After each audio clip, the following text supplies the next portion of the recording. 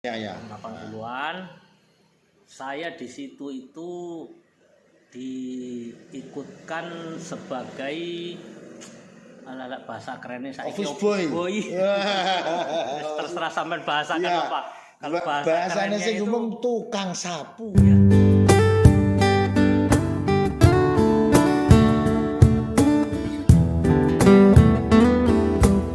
Baik, saya masih bersama Bapak Dr. Andes Haji Marjono. Kali ini masih menceritakan tentang biografi Ya. atau Eling-eling riwayat hidup. iya. Baik Pak, silakan dilanjutkan. Tadi Ya. Bapak sekolah di SMP Sukamaju, kebetulan di wilayah itu adalah wilayah transmigrasi kala Ya, itu. jadi saya masih ingat Hmm.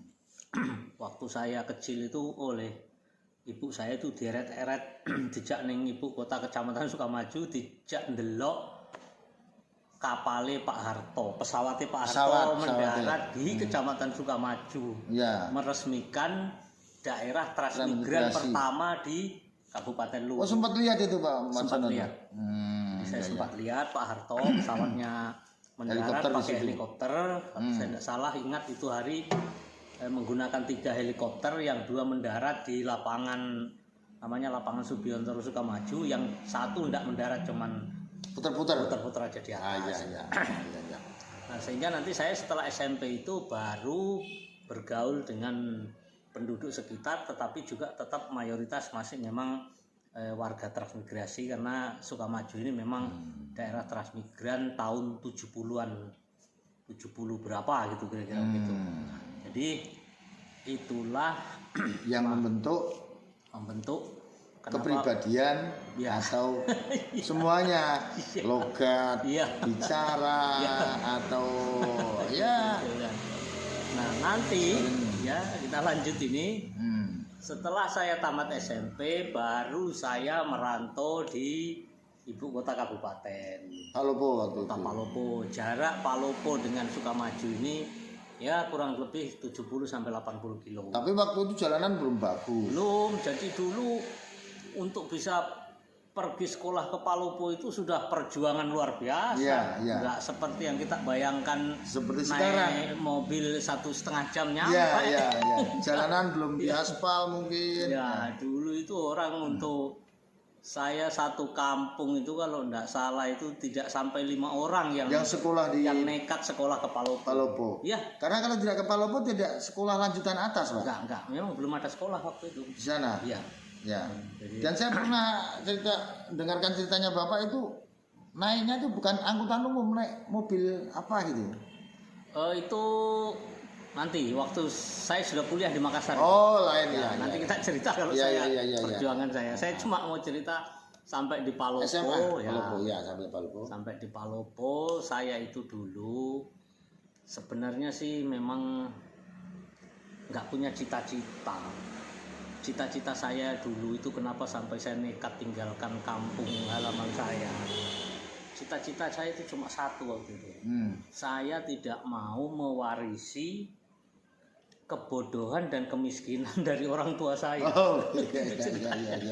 Yang ada dalam pikiran saya, ini nenek saya sudah dibawa dari Pulau Jawa ke Sulawesi. Ini kan dipekerjakan. Ya. Dipekerjakan dan Ya. tidak dibayar loh. Yang penting disuruh kerja, Ya suruh kasih kerja. makan, sudah. Ya.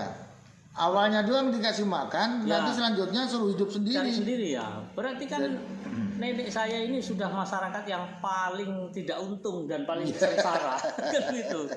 Kurang beruntung Ya. ya. Ternyata sampai di Sulawesi lahirlah bapak saya juga mewarisi dari nenek saya. Petani Dia biasa. petani bekerja hanya untuk makan hari ini dengan besok. Begitu ya. Nah, sekarang saya sudah mulai berpikir waktu itu, wah ini kalau diwariskan juga ke saya ini, waduh saya nggak mau. Saya tidak siap untuk menerima. Karena saya tidak siap untuk menerima, akhirnya saya nekat, udahlah saya harus merantau ini. Apapun yang terjadi saya tidak mau tinggal di sini. Saya mau merantau, cari Akhirnya sampai di pengalaman. Palopo, Pak. Entah nanti jadi apa, pokoknya yang penting Sekolah. Saya tinggalkan dulu di kampung. Bukan sekolah Bukan itu. sekolah, hanya meninggalkan Iya, kampung sekolah dulu. itu hanya kebetulan saja. Setelah saya sampai di Palopo, saya dapat pekerjaan, gitu. kebetulan yang saya tempati bekerja ini memang mengizinkan dan menyarankan saya untuk sambil sekolah. Jadi sekolah ini sambilan ceritanya. Ya, nyambi. Jadi kerja nyambil sekolah. Ya. Saya kira Masuklah ke SMA waktu itu ya. Jadi Ya. sampai di situ dulu. Sampai di situ dulu ya. Nanti ada yang saya mau tanyakan Pak Marjono, ketika masuk di SLT atau SMA di Palopo, Bapak sambil bekerja itu kerja di mana tuh Pak? Ya, jadi waktu itu kebetulan kakak saya itu almarhum sudah meninggal, namanya Pak Munawar. Itu kebetulan di Palopo beliau juga sudah bekerja. Jadi saya diikutkan sama almarhum juga sudah meninggal ini, namanya Andi Ahmad Hasim. Oh, yang di Belanda itu? Ya, kebetulan beliau itu punya punya perusahaan bis angkutan antar kota dalam provinsi kalau sekarang namanya. Oh iya. Ya, waktu itu agen mungkin begitu. Tidak, memang dia yang punya.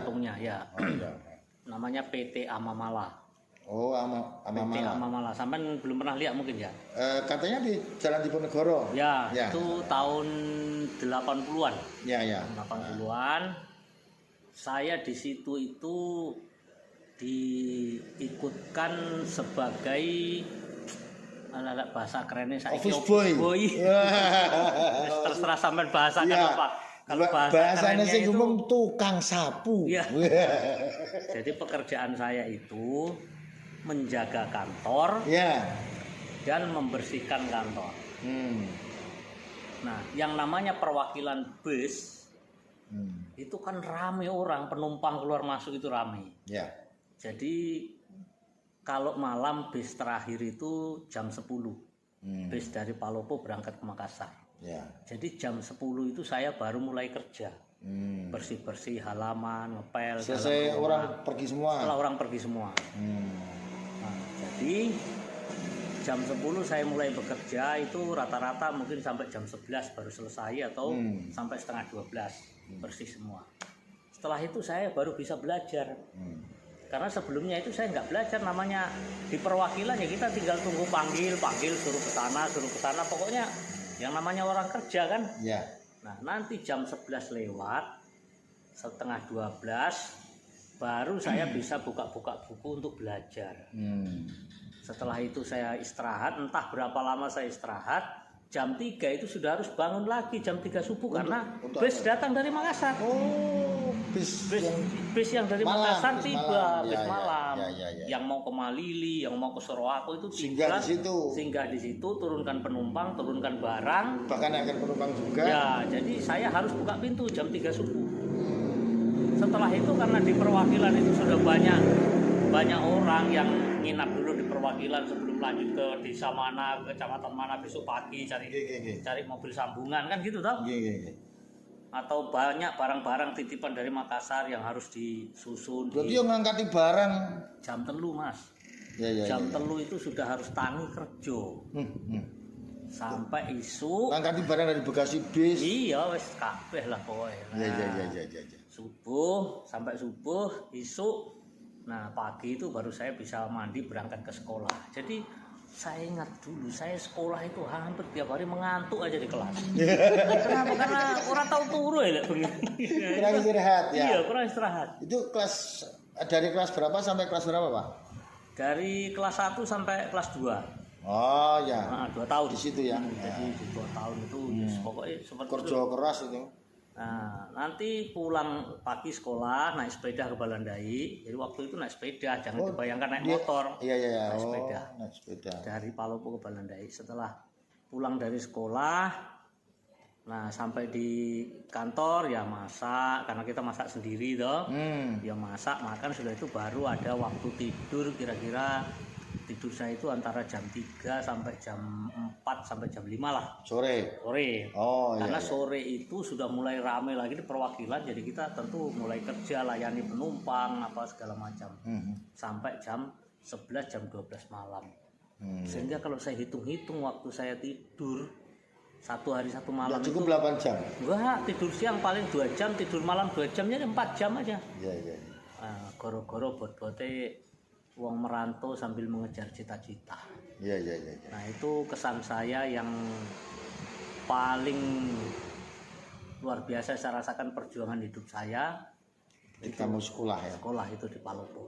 Iya, iya, iya. Saya kira itu mungkin anunya ya. Iya, iya, iya. Ya. Baik, demikian tadi teman-teman cerita saya bersama Bapak Dr. Andes Haji Marjono. Jadi jangan hanya bayangkan sekarang jadi anggota DPRD provinsi 2 periode, tapi ternyata perjuangannya waktu kecil, baik saya bahkan hampir meneteskan mata air. Air mata. Bayangkan itu, saya tidak pernah mengalami seperti beliau ya.